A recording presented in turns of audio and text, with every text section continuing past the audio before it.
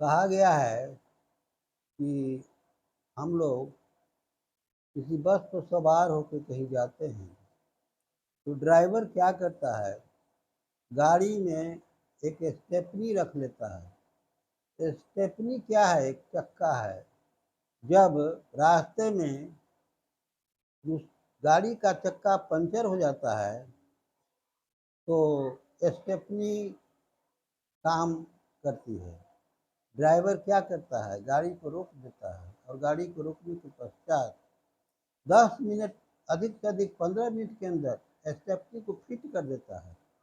और फिट करने के बाद फिर हम लोग गंतव्य स्थान पर ड्राइवर हमें पहुंचा देता है। हम लोगों को कोई कठिनाई नहीं होती। इसी प्रकार से संसार रूपी गाड़ी में हम सभी जीव सवार हैं और परमात्मा ने हम लोगों को भी एक स्टेपनी दिया है जिसे हमें पता नहीं रहता है। भगवान ने कहा, परमात्मा ने कहा, गुरु ने कहा कि देखो, साधारण बुद्धि से यदि काम नहीं चले तो स्टेपनी का प्रयोग कर लेना। स्टेपनी क्या है? विवेक शक्ति, विवेक रूपी स्टेपनी का प्रयोग कर लेना। जैसे कठिन से कठिन कार्य आता है और वह कार्य होने में कठिनाई होती है तो हमें विवेक से काम लेना पड़ता है। लोग कहता है, अरे घबराओ नहीं, विवेक से काम लो। तो विवेक रूपी स्टेपनी वहाँ पर काम करती है। और परमात्मा ने यही इसीलिए कहा कि देखो, कोई काम, कठिन काम जब आ जाए तो साधारण बुद्धि से, शरीर की जो साधारण बुद्धि, उससे काम अगर नहीं चलता हो तो तुम विवेक रूपी स्टेपनी का प्रयोग कर लेना। गाड़ी में जैसे ड्राइवर फिट करता है वैसे ही विवेक को फिट करके, और तब तुम्हारा जटिल से जटिल, कठिन से कठिन कार्य सरल से सरलतम हो जाएगा।